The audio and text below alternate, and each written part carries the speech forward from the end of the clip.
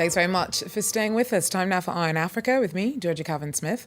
Tonight, the biggest name to be caught up in Abiy Ahmed's bid to clean up Ethiopia's political and military establishment is arrested on the border with Sudan. Brigadier General Kinfe Dagnew, the former chief of the military-run Metals and Engineering Corporation of Ethiopia, is detained as part of a multi-billion-dollar corruption probe. Also, sending the wrong message. The MP chosen to represent several opposition parties in DR Congo's elections next month says the party leaders who've now backed out of the deal are letting Congolese people down. Martin Fayulu is still hopeful, though, that it can still be salvaged. And we meet the winner of our sister radio station, RFI's Challenge App Afrique Award. The competition set up to find the best app design in French-speaking Africa, catering to the needs of the region. But first, the former head of an Ethiopian military-run conglomerate has been arrested at the border with Sudan and Eritrea. Brigadier General Kinfe Dagnew was flown back to Addis on Tuesday following a 5-month-long investigation into alleged corruption at METEC, the Metals and Engineering Corporation. Now, it's believed to be behind about $2 billion worth of improperly issued projects. Kinfe's been caught up in an across-the-board crackdown on corruption and human rights violations within the establishment. At least 63 officials have been arrested since last week. Well, Coletta Wanjohi joins us now with more from Addis Ababa. Coletta, tell us more about why Kinfe's been arrested. Well, Major General Kinfe was arrested because he was the former head of the state-owned Metals and Engineering Corporation that has now been accused of very high level of corruption. Under him, for the past 6 years, the corporation is said to have embezzled over $2 billion in illegally issued contracts. And also, the corporation is accused of buying 5 airplanes in a manner against proper bidding process. And as we speak now, the Attorney General said one airplane cannot be traced. It is also alleged that the corporation bought 2 ships valued at over $3.3 million and resold it later at a value of over $2.6 million. But these funds were not reflected in the corporation's account. They are also accused of illegal purchase of hotels, money laundering, and with Major Kinfe as having been the head of the corporation then before he resigned in April this year, he's likely to be charged with masterminding corruption under his watch. Well, it's part of dozens of other METEC executives and intelligence and military officials who've recently been arrested. Tell us more about what's behind this wider crackdown. Why is it happening now? Exactly. It is timely for the new Prime Minister, Abiy Ahmed, who took over power in April this year. We know that when he took over power, he promised several things. And one of the things under his reforms, he promised that he would give accountability and transparency. He promised that he would give reforms in the judiciary and specifically a non-discriminating judicial system. He also promised to do right by those whose rights had been violated for over 27 years by government security operatives through illegal detention, torture, and other abuses. So we're now seeing his government of Abiy Ahmed showing that it is walking the talk and it is determined to clean up the government system and put the citizens first. It is definitely not going to be a very easy task for him. We are expecting to see more harsh moves, but the fact that he has started touching people or arresting people who are deemed as untouchables in the society for the past 27 years is giving hope to the citizenry that he is going in the right direction. So we are yet to see more implementation of his reforms, some harsh, some less harsh, but most definitely the majority of the citizens are happy about what he's doing. Thanks very much. Coletta Wanjohi there for us in Addis Ababa. Now, the DR Congolese MP chosen as a unity candidate for several opposition parties in next month's election still has faith in the deal that selected him, even though it's already been shot down by some of the signatories. Martin Fayulu was chosen by leaders on Sunday, but by Monday, 2 parties announced that they'd already backed out. A joint ballot is seen as the opposition's best shot at defeating the ruling party candidate. Nicolas Chemin has more. Congo's main opposition leaders had agreed on Sunday to field just one candidate in next month's presidential election. They chose this man, Martin Fayulu.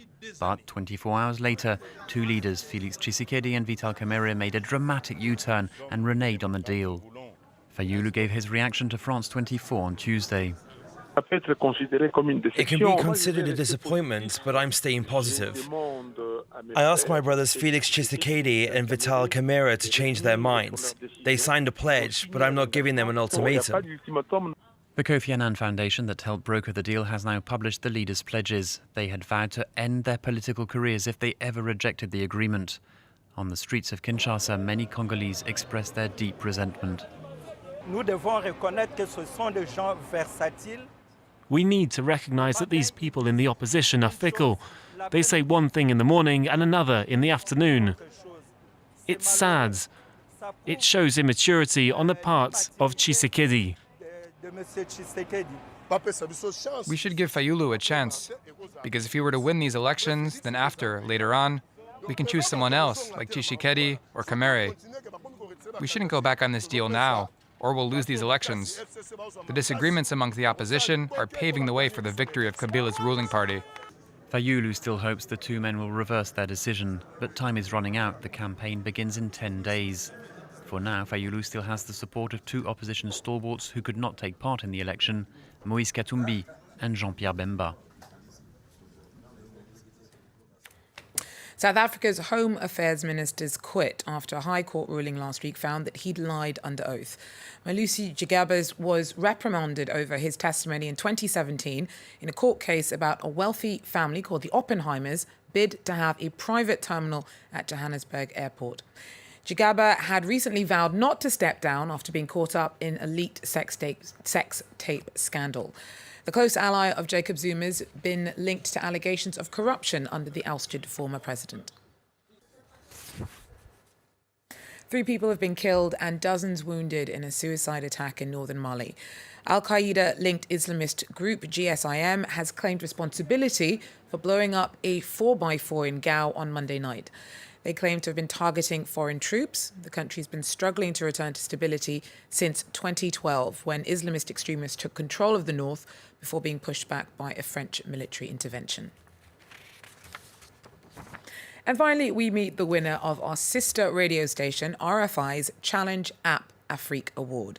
It was handed out on Tuesday during a special live recording of Radio France International's flagship programme in Benin. The competition was set up to find the best app design in French-speaking Africa that caters to the needs of the region. This year's hopefuls had to come up with ways to tackle sustainable agriculture. Our correspondents report. For the third year running, RFI is trying to cultivate young people in French-speaking Africa's interest in digital technology. The winners of the RFI Challenge App Afrique Award were invited onto the programme C'est pas du vent to showcase their prize-winning platforms. The show, which focuses on environmental protection and sustainable development, is recorded live at the French Institute of Cotonou in Benin. This year, the RFI Challenge App Award panel weighed up innovative solutions for agriculture. 70% of people in Francophone Africa depend on the sector for their livelihood. We're seeing everything that's being done in the field of agriculture, irrigation. I think it's our job as an international Pan-African media to support and help these young people who have good ideas, talk about them and help them financially. 28-year-old Burkinabe Serge Auguste Zaongo walked away with this year's top prize. His app helps farmers measure moisture levels in soil and then calculate how much to water the land. It allows the farmer, whatever his level of literacy, to use the app. This is why we developed 2 different functions. In advanced modes, there's a web application with a graphic interface that displays moisture levels and water readings. This allows us to know how much water is needed for specific crops and what nutrients it needs. But the basic modes is better suited to the farmer who doesn't have a high level of literacy. With €15,000, all around 10 million CFA francs in prize money, the young engineer will now be able to develop and distribute his app across Burkina Faso. There's also a lot of scope to roll it out more widely across sub-Saharan Africa, as only 3% of cultivated land in the region is currently irrigated. Well, that's it for Iron Africa for now. Thanks for joining us, and do so again if you can. Take care.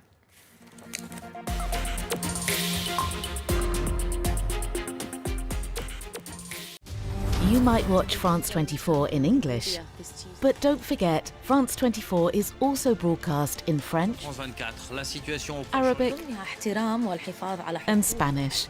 Muy buenas tardes, bienvenidos a las noticias de France 24. Available on cable and satellite systems and online media in France and around the world.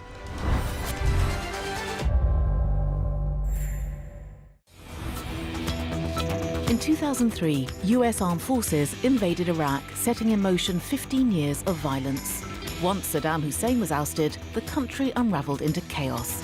Iraq became breeding grounds for terrorism. The so-called Islamic State declared its caliphate there. Several years later, the Iraqi government was finally able to proclaim victory against the Islamic State organization. Rampant corruption, political divisions, and a lack of respect for women's rights, amongst a slew of other issues, continue to cripple life in Baghdad. However, bombings are now a rare occurrence. Sidewalk cafes, book markets, and art galleries are reopening, bringing a glimmer of hope to the Iraqi capital. A wind of hope blows through Baghdad in Iraq. That's this week's Revisited here on France 24.